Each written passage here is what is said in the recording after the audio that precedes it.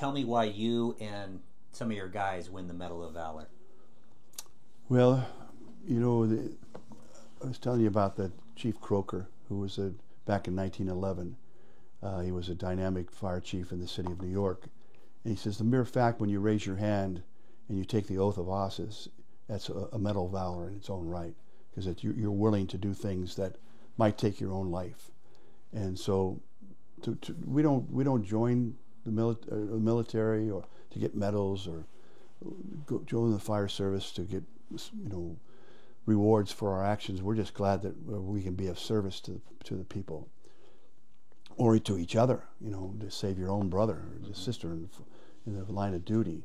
But to receive to commendations is, a lot of guys do the same thing and maybe were never recognized. Mm-hmm. So not only do you receive it for yourself, but you receive it for the folks that never were recognized for it. For whatever reason, no one knew about it, or no one had investigated it. And we don't join the fire department to walk around like a Russian general with all the medals on our chests, and we just know that if we can be a difference every day, can we be of service today? What can I do to be of service today? It's a daily commitment, and I remember I had an old crusty fireman that I wanted him to do an interview, and kind of take a chance with these guys sometimes, because you just don't know what they're going to say. But I've never seen anybody answer more perfectly than him. Here he was, as he's thinking about his family, and they were asking about a particular rescue that he was on.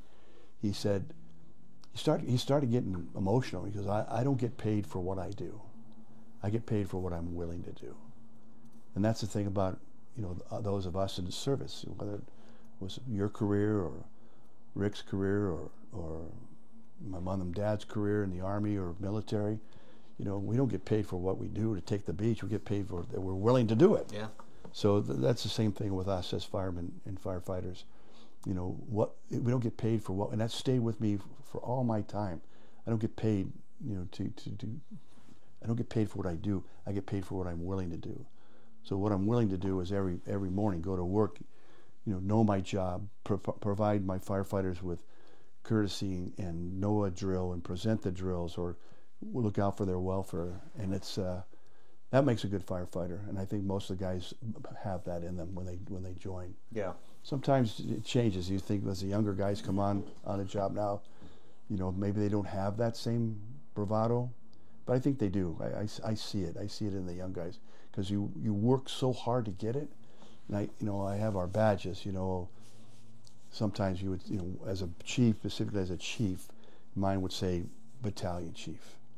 Oh, you're a chief. Well, you're sitting in the buggy, and while I'm in the middle of the fire.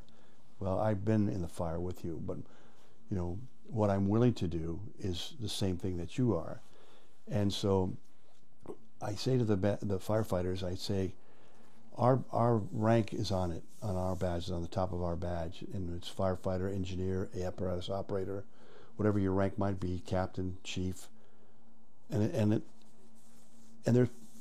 you worked hard to get those positions. But what is equal?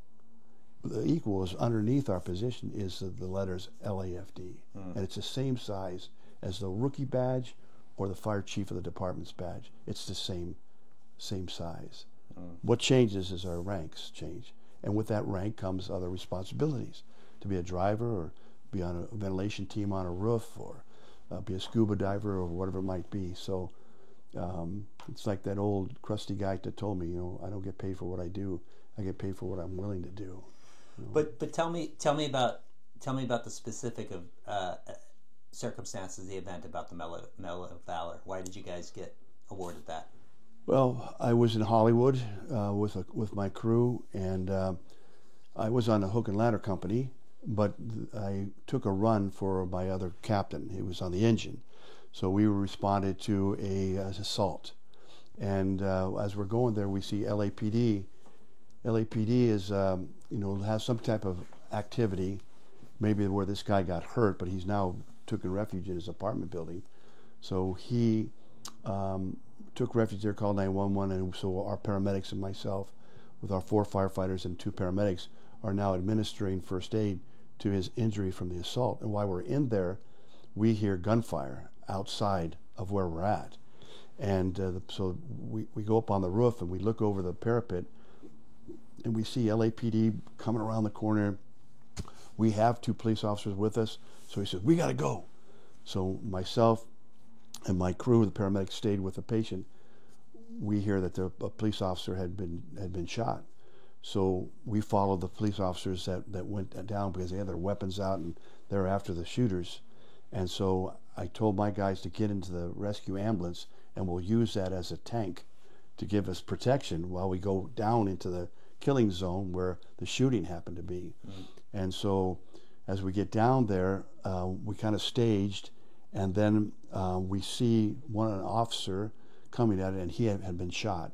And his face, thank God he was the shot. He got shot with a shotgun blast, and so it was kind of a smaller pellet, almost like a bird shot, if you have a cartridge like that, maybe. Mm-hmm. And so he was very bloody, but because he got scattered, with those rounds. But so his face was full of blood. I could see him holding his chest like this, and so we got out in front of the rescue ambulance and we grab him, and we pull him out of the killing field and throw him in the back of the RA. And I said, "Where's your partner? Where's your partner?" He goes, "He's safe. He's safe. He's safe. He's up here."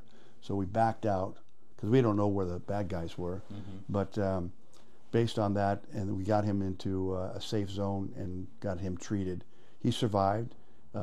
Thank God it was a bird shot, if you will. Yeah. I'm not sure on the ballistics of it, but he survived. And because of those actions, the state of California State Firefighters Association recognized the action of me and my guys going into the killing zone with the ambulance to rescue that police officer.